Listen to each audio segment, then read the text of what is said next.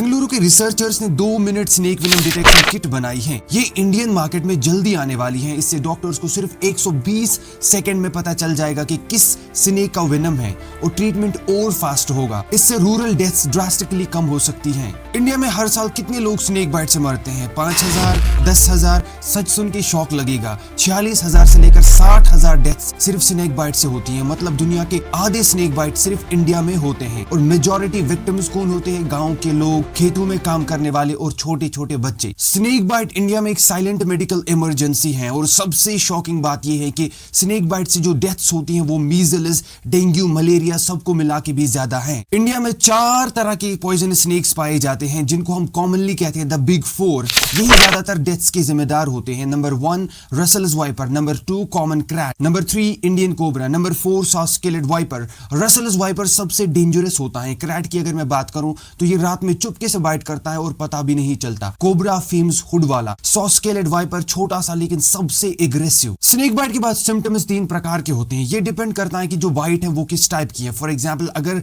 Bite neurotoxic हुई जो कि कोबरा और क्रैट के केस में होती है तो जो सिम्टम्स आते हैं वो धुंधला दिखना, बोलने में दिक्कत, सांस रुकने लगना, जमीन पर गिरना और पैरालिसिस। दूसरी होती है हीमोटॉक्सिक बाइट जो कि वाइपर की वजह से होती है और उसमें सिम्टम्स आपको क्या आते हैं? खून रुकता ही नहीं है, वोमिटिंग हो जाती है, सीवियर पेन हो जाती है, स्वेलिंग हो जाती है और किडनी डैमेज तक हो सकता है। और एक प्रकार की बाइट होती है जिसको हम साइलेंट बाइट कहते हैं। ये स्पेशली क्रैट की वजह से होती है। रात में चुपके से बाइट करता है जब इंसान सो रहा होता है और सुबह उठ ही नहीं पाता। एक बड़ी स्टडी कहती है कि 2000 से लेकर 2019 के बीच में 1.2 स्नेक बाइट से मरे हैं। प्रॉब्लम क्या है? Under reporting. सरकारी रिकॉर्ड्स कहते हैं 2000 डेथ्स, लेकिन ग्राउंड रियलिटी पर 50,000। गांव में लोग हॉस्पिटल ही नहीं पहुंच पाते हैं। एम्बुलेंस नहीं, लाइट नहीं, रोड्स नहीं और एंटी वेनम तक पहुंचने से पहले ही पेशेंट शॉक में चला जाता है। स्नेक बाइट के बाद सबसे बड़ी गलती जो लोग करते हैं कि उस बाइट को वो कट करते हैं, सक करते हैं, हल्दी लगाते हैं, आइस लगाते हैं, टॉर्निक्यू बांध देते हैं। ये सब पेशेंट की मौत को और भी फास्ट कर देते हैं। सही होम मैनेजमेंट क्या है आइए जानते हैं। पर्सन को काम रखो, मूवमेंट कम कराओ ताकि जो वेनम का स्प्रेड है ये स्लो डाउन हो जाए। बाइट साइड को वॉश मत करो, स्क्वीज मत करो। डॉक्टर्स को वेनम का ट्रेस चाहिए होता है। लिम्ब को स्प्लिंट करके इमोबिलाइज करो जैसे फ्रैक्चर में करते हैं। ब्लड फ्लो नॉर्मल रहे लेकिन स्पीड स्लो डाउन। टॉर्निक्यू बिल्कुल भी मत बांधो क्योंकि इससे लिम्ब गैंग्रीन हो सकता है। अल्कोहल, हर्बल, सक्शन, नाइफ कुछ भी आपको यूज नहीं करना है। Immediately call for transport and move toward nearest facility. Snake bite एक प्रिवेंटेबल डेथ है। अगर इंडिया में अवेयरनेस बढ़ जाएगी, गलत होम रेमेडीज बंद हो जाएंगे और लोग टाइमली रीच कर सकेंगे तो हम हर साल हजारों की जान बचा सकते हैं।